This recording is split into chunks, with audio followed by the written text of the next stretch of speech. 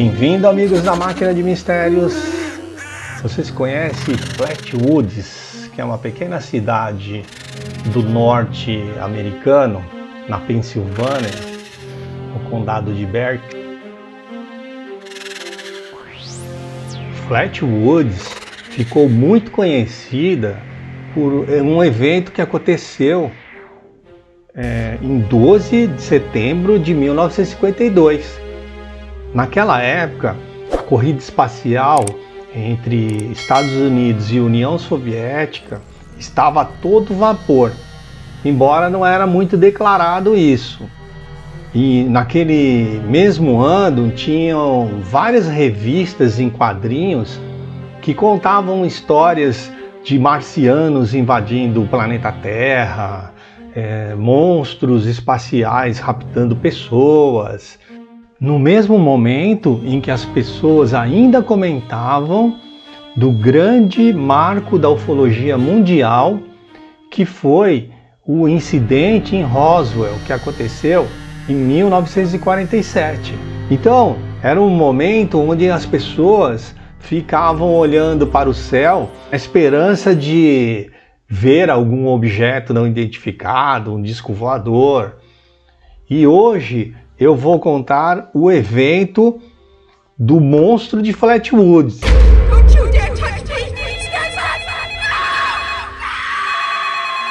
Alô?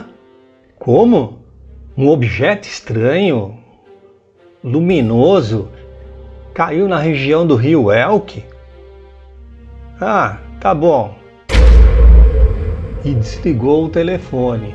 Provavelmente foi assim que o xerife Robert Carr recebeu com desconfiança uma ligação de pessoas dizendo que um objeto, uma luz estranha caiu na região do rio Elk.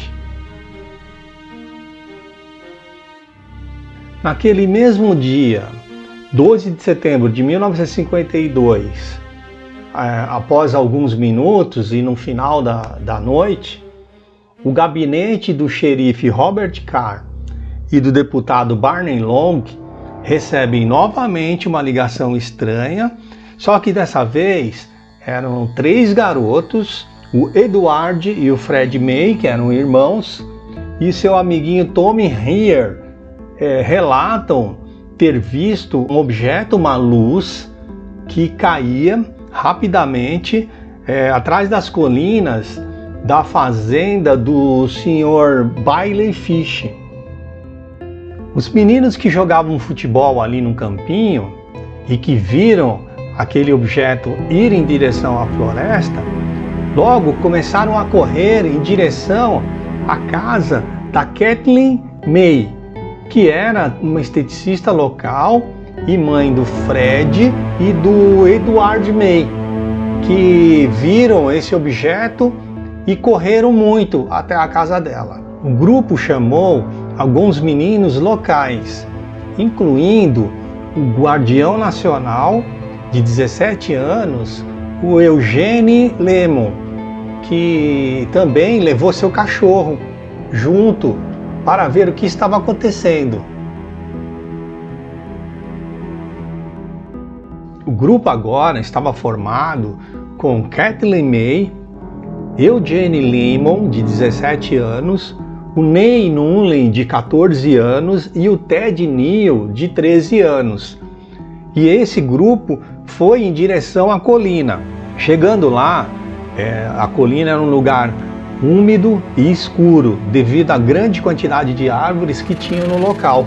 Foram envolvidos por uma névoa que causou forte ardência nos olhos, mas mesmo assim puderam ver no meio daquela névoa toda um objeto em formato de bola e que emitia uma luz vermelha.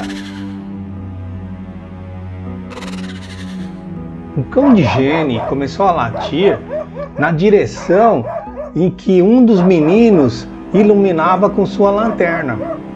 E eis que de repente a luminosidade dessa lanterna começou a enfraquecer.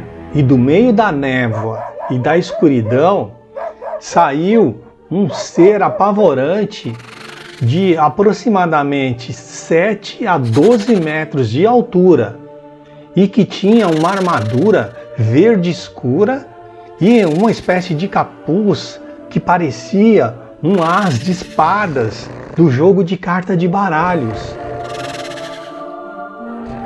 As testemunhas descreveram a criatura como tendo olhos vermelhos e brilhantes e parecia que tinha duas garras próximo à cabeça e numa delas segurava uma espécie de dispositivo. E de repente a criatura dá um assobio estridente, vira-se em direção às crianças e vai para cima delas, flutuando sobre a névoa. Eis que de repente ela parou, virou-se para aquela bola que emitia a luz vermelha e foi em direção a ela. Os garotos apavorados desceram a colina em sentido à cidade e foram chamar o xerife de Braxton, o Sr. Robert Carr. Ao chegarem na casa da Sra. May, eles contataram o xerife e também ligaram para o sócio proprietário do jornal Democrata Braxton, o Sr. Lee Stewart. Stewart fez uma série de entrevistas e na mesma noite voltou com Eugene Lemon para o mesmo local onde foi relatado terem sentido o cheiro de metal queimado. E o xerife Robert Carr e seu vice Brunel fizeram uma investigação separada e relataram que não encontraram nenhuma evidência da existência do suposto monstro. No sábado, 13 de setembro, pela manhã, Stewart visitou o local pela segunda vez e começou a olhar, a vasculhar toda a região ali e descobriu duas marcas como se fossem duas faixas no chão. E também verificou que tinha um líquido preto viscoso e chegou à conclusão de que poderia ser marcas de uma suposta aterrissagem do objeto visto pelo grupo. E imaginou que aquela região não tinha um tráfego de veículos há mais de um ano. Mais tarde foi revelado que aquelas marcas poderiam ter sido produzidas por uma caminhonete Chevrolet ano 1942 que pertencia a Max Lockhart, que antes do Stewart Lee chegar, ele tinha passado por lá e criou aquela marca no chão, a caminhonete dele, e possivelmente tinha um vazamento de óleo, onde o Stewart Lee pensou que poderia ter sido marcas de um suposto pouso. William e Dana Smith, que eram investigadores da Investigação Pires Civil de Los Angeles, foram até Flatwoods para investigar o monstro que teria aparecido na floresta. Obtiveram um grande número de relatos de pessoas que viveram a mesma experiência com um ser semelhante ao que foi relatado pelos garotos. O relato mais impressionante foi de uma mãe e sua filha de 21 anos que alegou ter encontrado uma criatura com o mesmo odor e semelhança uma semana antes do dia 12 de setembro. E o encontro teria afetado tanto sua filha que ela ficou internada no hospital Clarksburg durante 3 semanas. Eles conseguiram uma declaração da mãe do Eugene Lemon que dizia que minutos antes do acidente a sua casa tremeu toda, ficou toda abalada e o rádio ficou fora de sintonia por aproximadamente 45 minutos. Depois de encontrar a criatura, alguns membros daquele grupo do dia 12 de setembro tiveram uma série de sintomas semelhantes que persistiram durante alguns dias e pensaram que a causa fosse a exposição ao nevoeiro produzido pela criatura. Os sintomas incluíam irritação no nariz e inchaço da garganta, e Lemon sofria de vômitos e convulsões durante toda a noite e ficou por várias semanas com irritação na garganta. Naquela ocasião, apareceram diversos pesquisadores, palpiteiros, pessoas com imaginação fértil e institutos sérios também.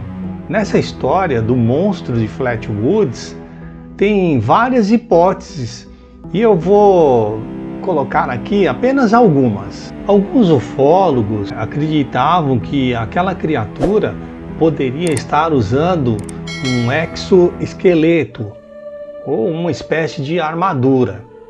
Outros chegaram a dizer que poderia ser uma nave em que a criatura estava ali dentro pilotando. Um médico que tratou de várias das testemunhas comparou os seus sintomas como sendo semelhantes aos das vítimas do gás mostarda, embora esses sintomas também sejam encontrados em pessoas histéricas e também que podem ser provocados por exposição a grandes traumas. A CSICOP, depois de 48 anos do caso, no ano 2000, concluiu que a luz no céu relatada pelas testemunhas no dia 12 de setembro de 1952 era provavelmente um meteoro e que a luz pulsante que eles viram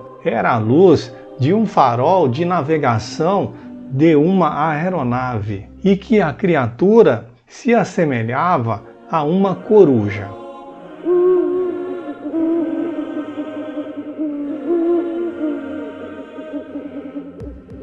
Depois da aparição do suposto monstro, livros foram escritos, o monstro virou videogame, inclusive tem até uma banda de rock que fez uma música em homenagem ao caso do monstro de Flatwood. Eu vou deixar aqui embaixo o link para quem quiser conhecer essa banda e escutar a música. E aí, amigos da Máquina de Mistérios, aqui ficam algumas perguntas.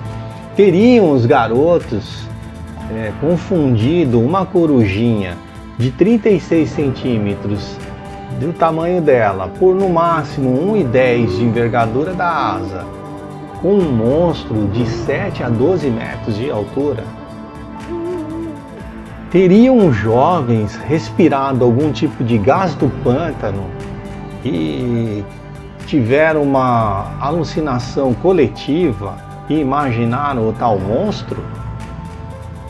O monstro poderia ser um extraterrestre dirigindo um veículo ou uma nave e os jovens confundiram que tudo aquilo era um monstro? E você, o que acha de toda essa história do monstro de Flatwood? Deixa aqui nos comentários, eu quero saber o que você pensa, qual a sua opinião. E se você gostou do vídeo, dá um joinha aí, dá uma curtida no vídeo. Se você não é inscrito, se inscreve no canal, aciona o sininho, não esquece, porque cada vez que entrar um vídeo novo você vai estar recebendo. E eu agradeço vocês terem ficado aqui comigo até agora. E até a próxima!